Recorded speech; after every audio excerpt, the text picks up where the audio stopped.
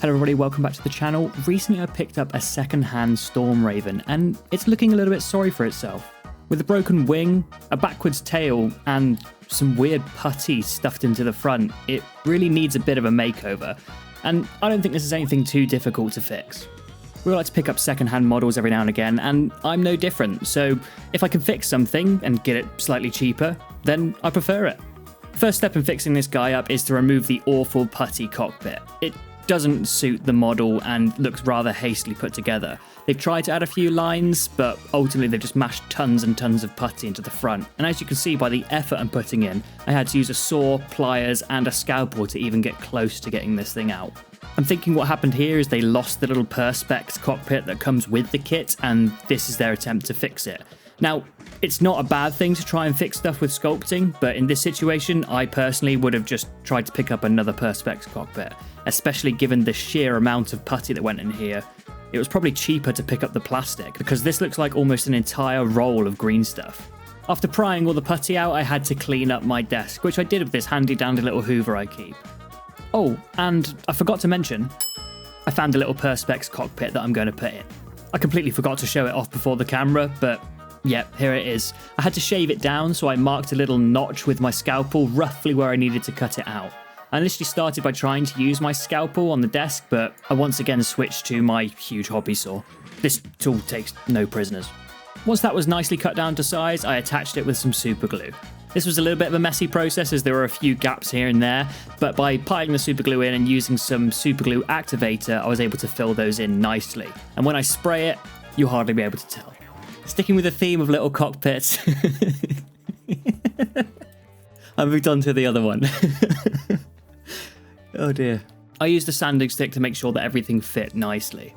I do recommend picking up sanding sticks of different grades and grits. They're a really useful little tool for shaving things down to size.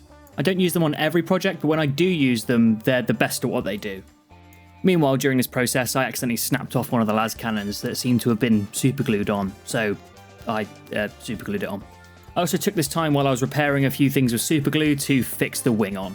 This actually took a fair amount of time because the join on these Storm Ravens isn't perfect. There's actually a slight gap, and that's on purpose.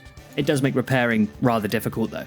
The next thing I noticed is that the tail was on backwards, so I had to rip this off, which was fairly scary to do as the plastic felt like it was bending, but with the right angle of leverage I was able to pry it off with no damage. Then it was just a simple matter of spinning it round and reattaching it in the correct orientation. Of course, as always when using super glue, it didn't want to stick first time and I had to sit there for 10 minutes. Now that's most of the major reconstruction work done. The rest is just little tidy up details, like drilling out the gun barrels on these many hurricane bolters. I've been asked this several times, but the little tool I'm using here has an absolutely terrible name, but is incredibly useful. It's called a wow stick. It's just a little electric drill, but cheaper than a Dremel, but also still rather expensive. Check it out on Amazon. Because when you have to drill 12 gun barrels in one sitting, you'll be absolutely delighted that you've not got wrist injuries, because you use this instead of a pin vise. This isn't sponsored, my channel's tiny. Up next was changing the front armament of the Storm Raven and replacing those rockets with some multi-melters, because it's gonna be a Salamander Storm Raven, and if it has melter or flamer, you've got to add it. These are little 3D printed melters that kind of failed when they printed, but the fronts were still usable, so I cut them down with my hobby saw. No part wasted. The saw didn't cut quite cleanly, so I had to use my scalpel to tidy up the edges.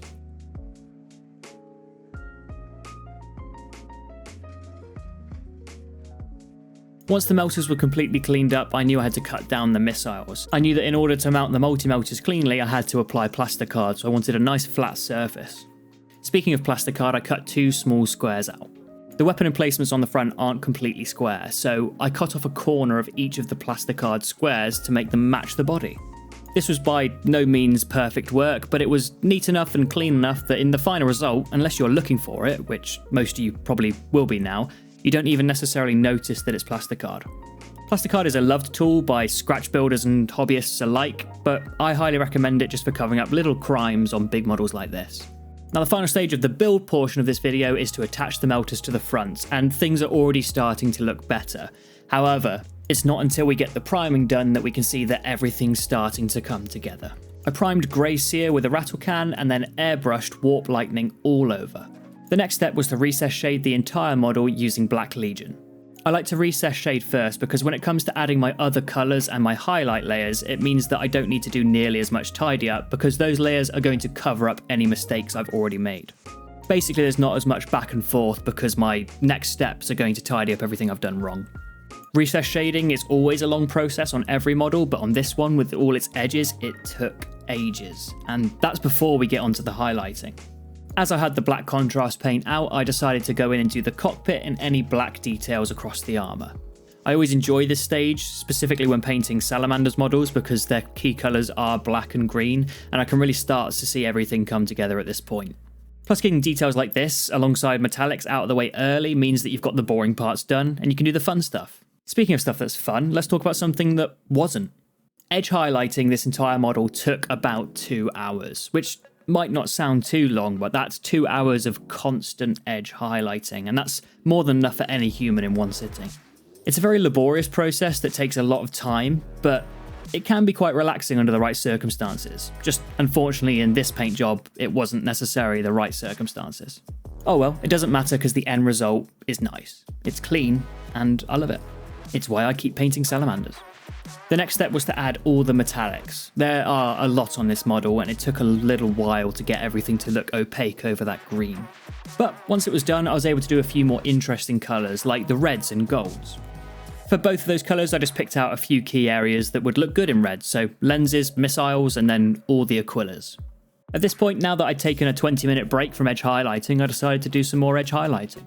Luckily, this doesn't count towards the definition of insanity because I was actually hoping for the same result. I wasn't expecting a different result. Well, apart from the fact it was grey and black rather than green, but hey-ho. Finishing up the black highlights, which I always really enjoy because they look really crisp, I moved on to the cockpit.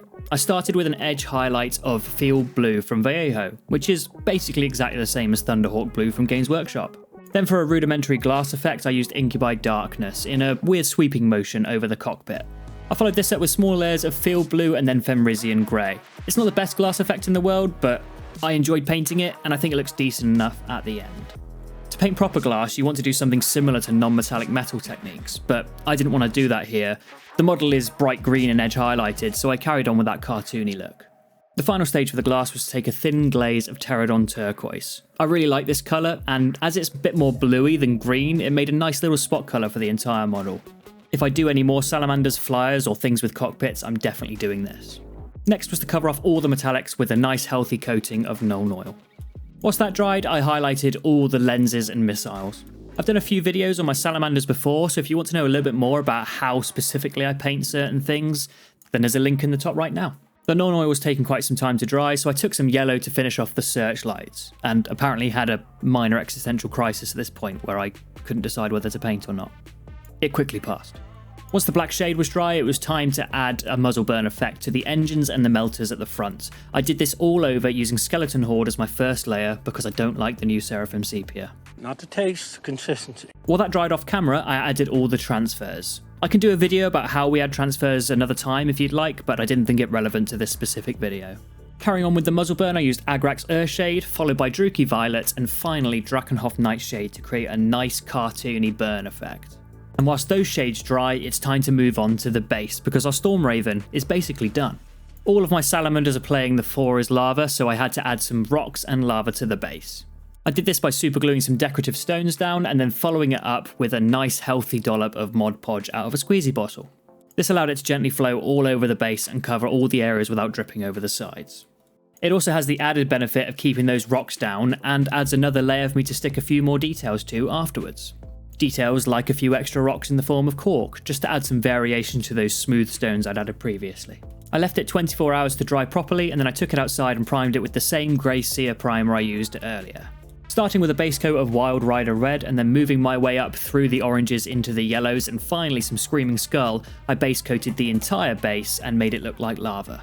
I did this by making the deeper areas, those areas not near the rocks, brighter than the areas that were near the rocks. This creates a rudimentary glow effect and makes it look a little bit more realistic while still keeping that really vibrant cartoon vibe that we've got going on. If you haven't noticed already, I like my salamanders to be really highly saturated and dense in colour, and this just really helps it pop with these super bright colours. My final highlight at this stage was with Flash Kit's yellow, but I was going to add some Screaming Skull later, as I mentioned earlier.